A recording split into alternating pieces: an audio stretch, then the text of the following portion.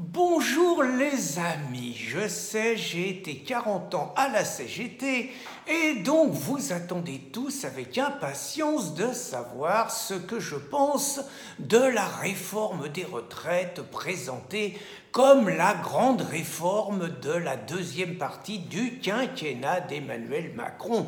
C'est bien présenté comme en 1995 Juppé l'avait fait.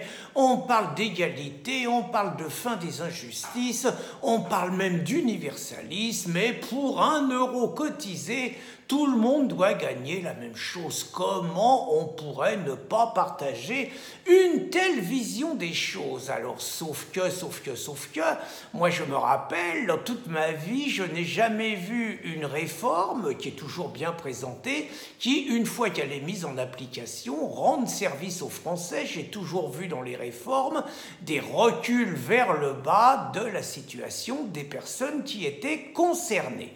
D'autre part, je remarque juste que si les régimes généraux, si les personnes touchent moins avec le régime général, c'est-à-dire ce pourquoi cotisent les générations d'avant, moi j'ai cotisé pour la génération de mes parents et aujourd'hui c'est mes enfants qui cotisent pour ma génération, donc si ce socle minimum de revenus des retraites baissent, c'est naturellement une aubaine pour les entreprises privées, pour les banques privées, pour les organismes de crédit privés, qui bien évidemment se verront ouvrir la possibilité de fournir à leurs conditions des compléments retraite, donc privés, pour les plus nantis d'entre les Français. Alors, une fois que j'ai dit ça, il n'est pas inintéressant non plus de noter le contexte dans lequel cette réforme des retraites, jugée indispensable, nous est proposée.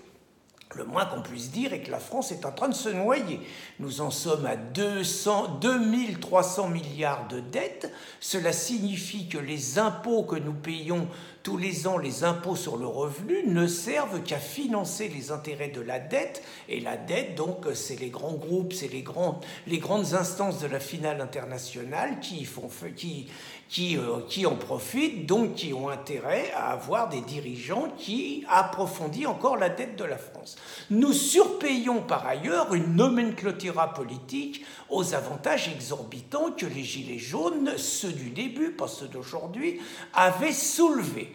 Nous payons dans cette nomenclatura politique près de 300 comités Théodule, avec des mecs qui n'ont rien à foutre mais qui sont payés 15 000 euros par mois, sans oublier les avantages exorbitants de quelques 300 très hauts fonctionnaires.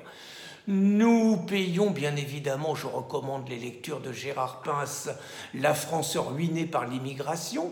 L'immigration nous coûte 115 milliards d'euros, chiffre de Gérard Pince par an, et je ne suis pas sûr qu'à l'époque où Gérard Pince a écrit son livre et par rapport à la situation d'aujourd'hui, ça se soit amélioré.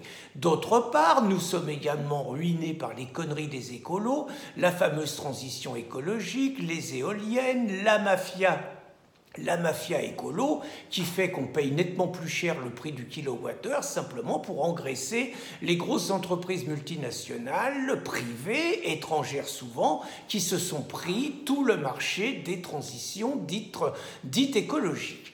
Une fois que j'ai dit tout ça, je vais quand même ajouter que nous constatons depuis 2 générations une baisse dramatique des salaires.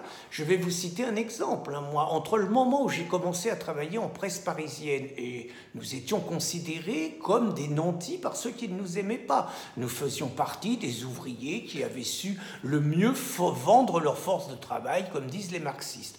Donc, quand je suis entré en presse parisienne en 1977, je payais au niveau des cotisations sociales que 11%.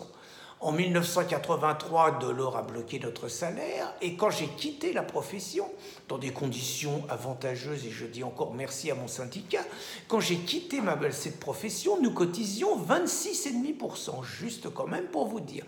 Juste pour vous dire également que même les allocations familiales qui apparaissaient quelque chose d'universel, ont vu ce principe remis en cause pour les classes moyennes, puisqu'aujourd'hui, finalement, les classes moyennes se voient dissuadées de faire des enfants à partir du moment où le quotient familial a été remis en cause et où tout le monde ne touche plus la même chose. Ça me paraît important de rappeler ça par rapport à ceux qui vous parlent d'égalité.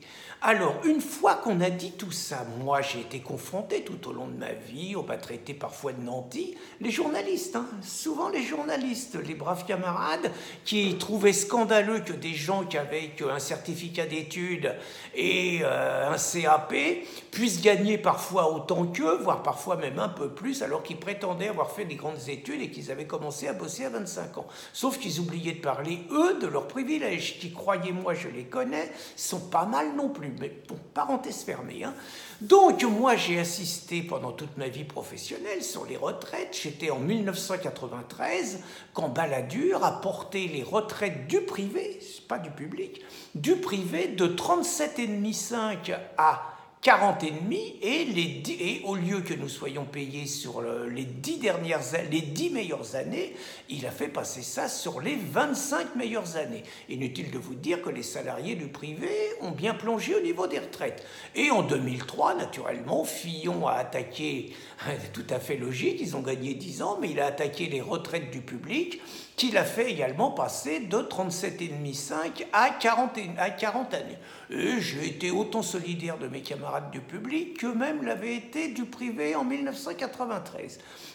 Donc maintenant, on nous dit les régimes spéciaux, les retraites, c'est plus possible, il faut toucher. Alors, une autre remarque qui est liée à ce que je vous disais sur la baisse des salaires, aujourd'hui, les retraites de ceux qui se sont bien battus toute leur vie pour avoir un régime de retraite à peu près décent, c'est loin d'être le cas de tout le monde, je tiens à le dire, mais on va dire les retraités les plus avantagés, et je considère que j'en fais partie, même si j'ai une retraite à 2 000 €, il y en a beaucoup qui ont moins que moi, donc ceux-là font profiter leurs enfants et leurs petits-enfants qui, pour beaucoup d'entre eux, n'ont pas, en tant que salariés actifs, la retraite que nous avons. Donc, toucher aux retraites, c'est aussi toucher à la solidarité intergénérationnelle qui permet, quelque part, aux familles de s'en sortir, de se serrer les coudes. Alors, faut-il, une fois qu'on a dit ça, on va passer aux régimes spéciaux, faut-il attaquer les régimes spéciaux? Est-il normal qu'on paye pour des mecs qui vont se barrer à 52, 53 ans? Moi, je vais vous dire, ce discours-là, je l'ai entendu toute ma vie concernant les avantages qu'on devait avoir. Alors, moi, je vais avoir un jugement là-dessus, puisque vous attendez le point de chute quand même. Moi, j'ai envie de dire, sur le principe, ça serait normal. Je dis bien sur le principe. Mais, tant qu'on n'a pas attaqué les privilèges, et je dis bien les privilèges de la nomenclatura qui nous dirige, tant qu'on n'a pas attaqué ça, tant qu'on n'a pas entrepris une politique d'économie drastique, et notamment sur l'immigration, c'est-à-dire qu'on arrête de donner à des clandestins davantage que ce que touchent nos paysans ou que ce que touchent nos retraités les plus pauvres, tant que ces mesures-là, tant que des messages forts n'auront pas été donnés à la société française, je considère que c'est scandaleux d'attaquer finalement quelques avantages des plus modestes. Donc moi, je défendrai les régimes spéciaux tant qu'on n'aura pas attaqué les super privilégiés.